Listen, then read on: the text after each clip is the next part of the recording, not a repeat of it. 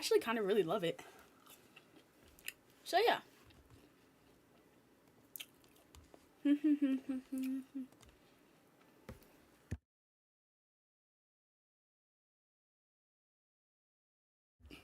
Something about this tension is fun. Must be exhaustion. A flash of white over Isis' shoulder catches my eye. Across the bar, Chris heads for the door. I don't see Linda or Min, but it feels wrong to let him leave without saying goodbye. I'll be back.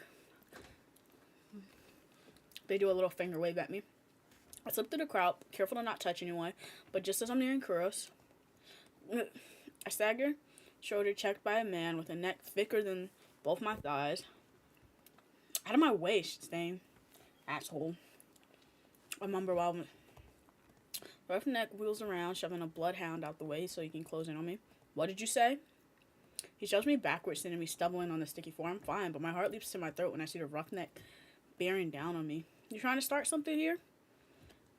Bruh. Why do they keep trying to fight me, bro? The lob narrowly misses my cheek. Screw it. Too many freaks in this circus tonight. He turns his back on me. Oh, hi, Isis. A dangerous smile spreads across his face. You'll do. What happens next is a blur. Oh my god!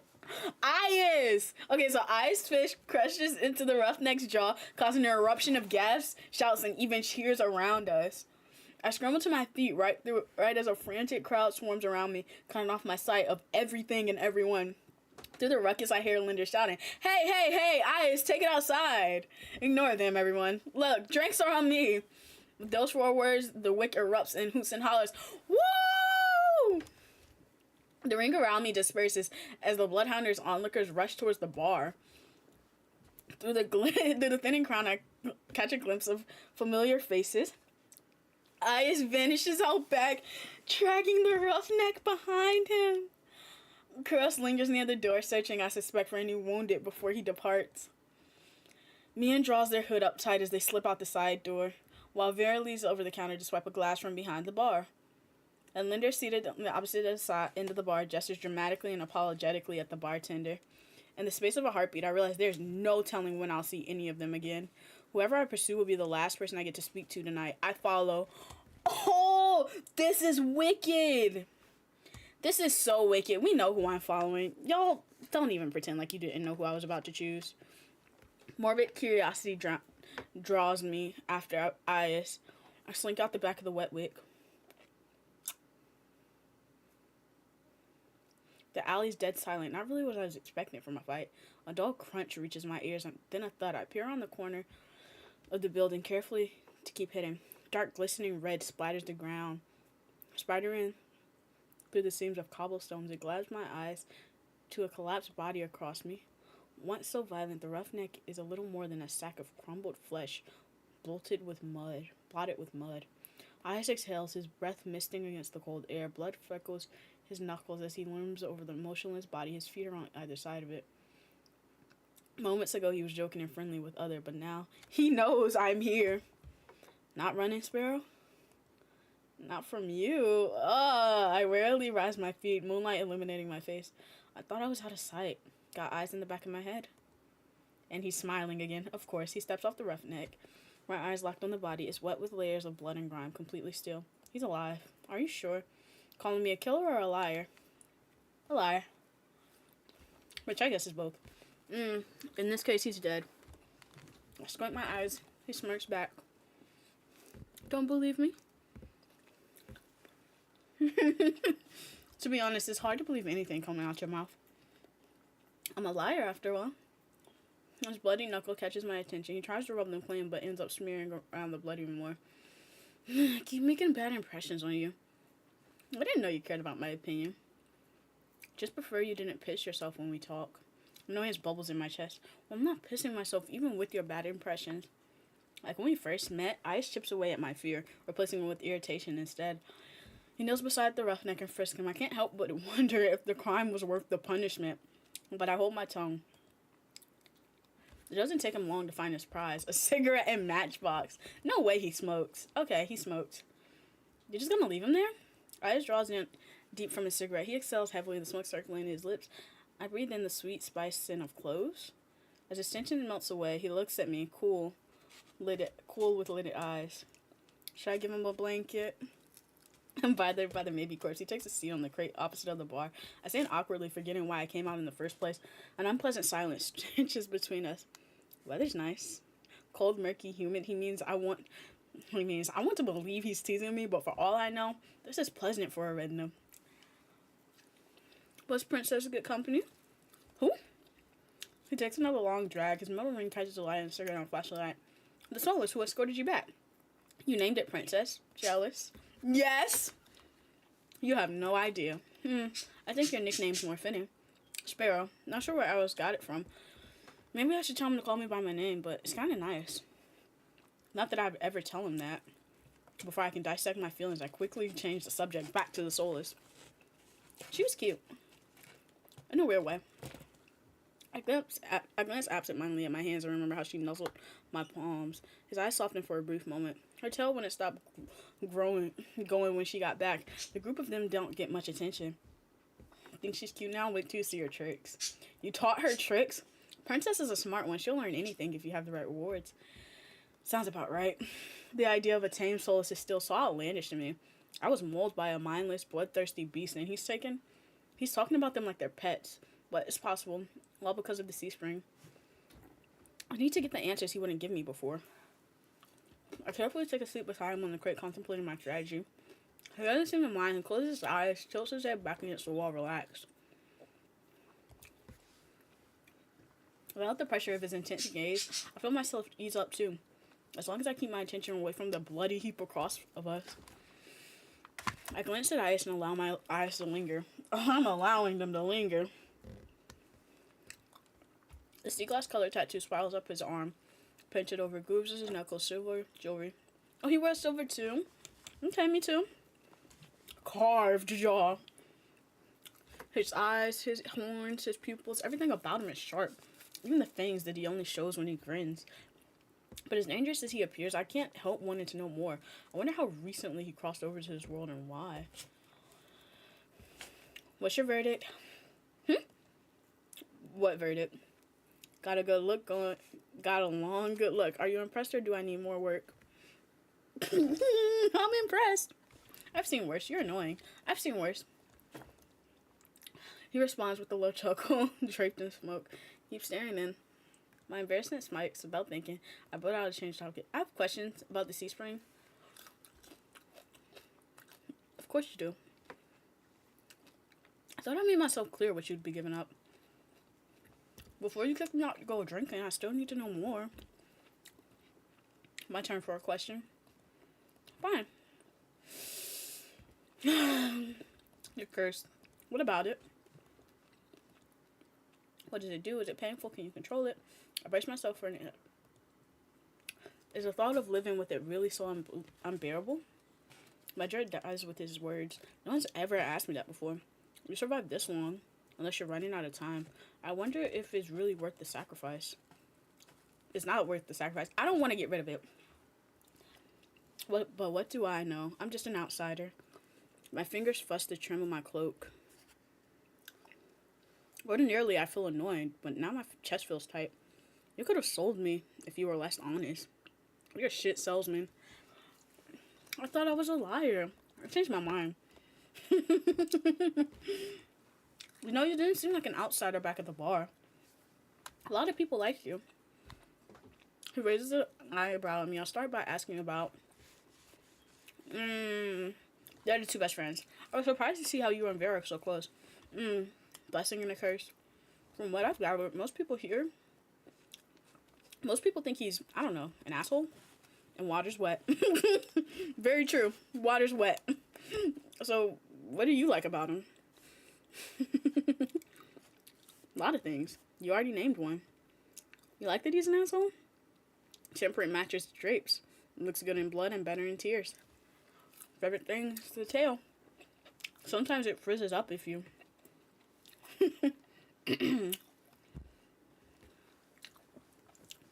Fair's one of the most honest people you'll meet.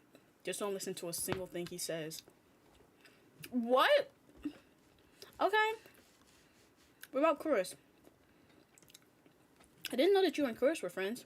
Anyway, I help him in the clinic sometimes. Doctor doesn't let most people closer than arm's length. Really? And you do? Hearts on my sleeve? Get the sense Chris was like that in the past. Must have been burned. He opens up in his own ways if he's relaxed enough. I don't know how to even imagine that. You'd be surprised. Even the doctor has an endearing side. I can't decide what's more intriguing. The fact that Chris has an enduring side or the fact that Ias managed to coax it out of him. Ias is just so, like, Ias. I think that's the only way I can describe him. Tell me if you uncover any of his secrets. I'll kill to know more. Okay, what about Min? Maybe Min doesn't necessarily like you, but they definitely pay attention to you. Oh. He growls, pinches the bridges of his nose as exasperated as I've ever seen him. I make enemies as easily as I breathe, Sparrow. It doesn't bother me. But that dove's got it out for me for some reason. Maybe they're unsettled by the sea spring. It's not about that. Goes without saying that they've got some issues. Don't think they understand that you catch more flies with honey than vinegar. Honey has left a bad taste in my mouth in the past. It could be the same for them. At least you're capable of conversation. Do me a favor and teach the dove some manners. Though, they lay off eventually if I bite. Hasn't happened yet.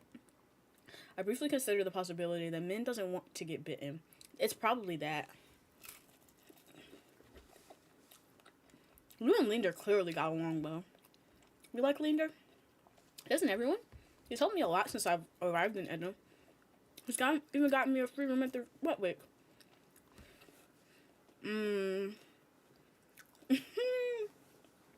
His charm has gotten him far, but for a leader, he sure likes it when others take control.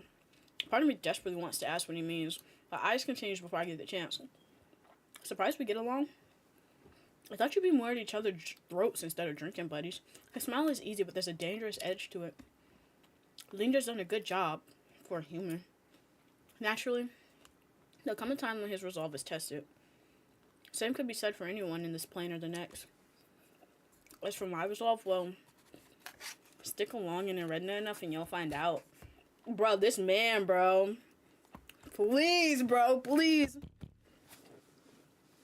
I nod slowly. I can't decide if it sounds like a threat or a promise. Got any more observations, Sparrow? My main point is that speaking from experience, being an outsider usually means you don't have friends. I don't. I level him with a tired look. Fine, I'll confess. I have one friend. Don't say yourself. Acrudius. Who's that? Who's that? A friend. It lives in my head. It lives in your head? Taps his temple with a finger. Right here. Scared you off yet? That'd be the third bad impression I've made on you today. I'm stunned for a moment, processing what he just told me. Then I burst into a fit of laughter. You're serious? He grins wide enough to flash his fangs. Deadly. It sounds so fucking absurd, I can't help it, but on top of everything I've gone through today, it feels like I'm living in a fever dream. I've come so close to death more times than I can count. Encountered tamed, soulless, a horrifying group mind, and now I'm surprised to believe that someone's living inside Ias's head. There are tears in my eyes by the time I rein myself in. He patiently waits. Lips quirked in amusement. Sorry, it just sounds so ridiculous. The tension that wounded my shoulders so tightly has melted away. For the first time in a long time, I feel like I can breathe. I feel better. Dukas, where in the rat ass are you? Ruckus. Ooh. Was it the guy? Oh, he took me out of the island.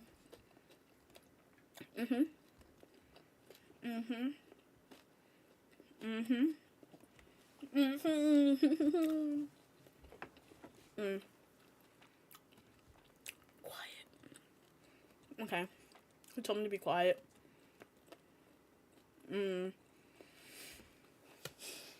That glare means to stop. Do we really have to? He probably put a hand over my... He shakes his head down. Damn, he's over there. Dukas, wake up, you bastard.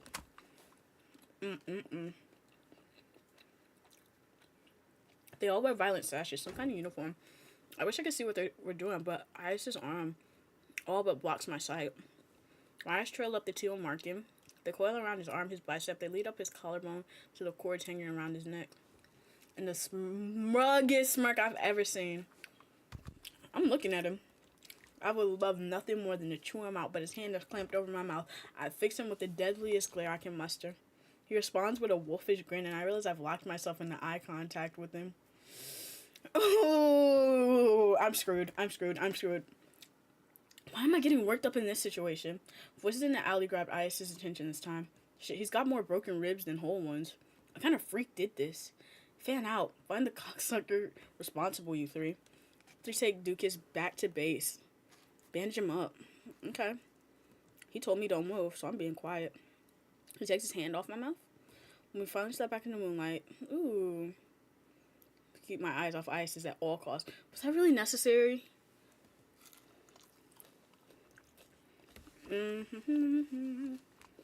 What, because I'm dead weight? Because 3 bad impressions aren't enough for one day. Okay, guys. Okay. Come on, Sparrow. Let's get you home before you're framed for murder. Very funny.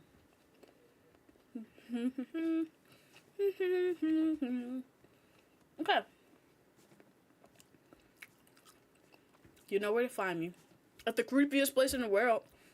Take your time before you decide to drink. I happen to like your attitude. I'll keep that in mind. He's gone. Asshole. Oh! Oh! Guys. Wait, guys. Guys.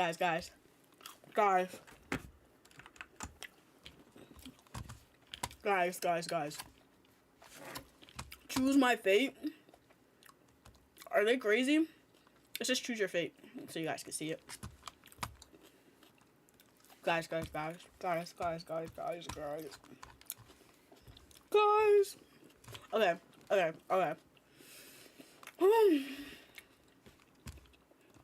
Let's read everyone's, okay? Okay, here we go. I'm chewing. My bad, guys. Very, the changed charlatan. Very serves as a warning of the dangers posed by the Cenobium. As cunning as he is curious, Very finds you fascinating and insists that he can help. But trusting humans and trusting your life to a collared beast with a lethal reputation. Can Ver protect you? Or are his honeyed words a trap waiting to snap shut? Linder, the heroic mage. Linder offers you something that can be impossible, a taste of normalcy free of your curse. As the first person to withstand your touch, he can change your life. But some things are too good to be true. Linder promises to help you unravel your curse, but at what cost? Here's my favorite. An intimidating yet laid-back outsider, Ias presides over a sea spring with unnerving powers. He offers you a miracle, but the price means submitting yourself to the horrifying presence at the heart of the spring. Will you gaze into the abyss for answers, even at the risk of losing yourself? Chorus, the repentant angel. From all appearances, Chorus is a principled doctor of extraordinary skills, but you know little about the man beneath the professional mask, and Chorus keeps even his friends at a cool distance. If you uncover his deepest secrets, will you like what you find? Or Mian, the cursed outsider. Despite their cold nature and familiarity with violence, Min is just as desperate as you are to get into the Cenobium. You may be able to help each other, but they're keeping as many secrets as you.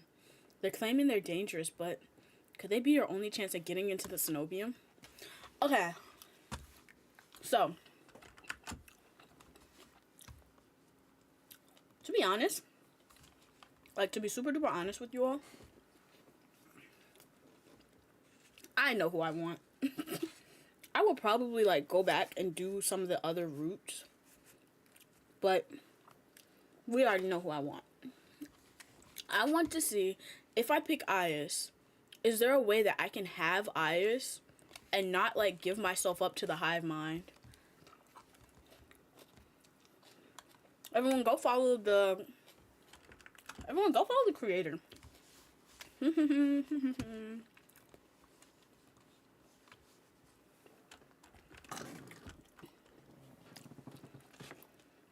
Okay.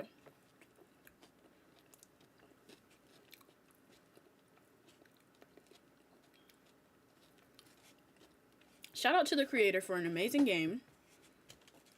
I really like it. I'm definitely gonna get the full game.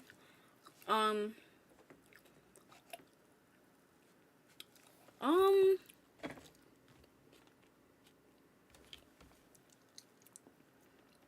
I love it. I absolutely love it. What more can I say? I think that it'll be fun. Between like, I definitely want like either Ice or Kuros. So I'll probably play both of theirs, and then once I finish both of their stories, we can just finish like figure it out. We can watch some gameplay on it or something. But yeah, until then, guys, thank you for watching Touch Starve.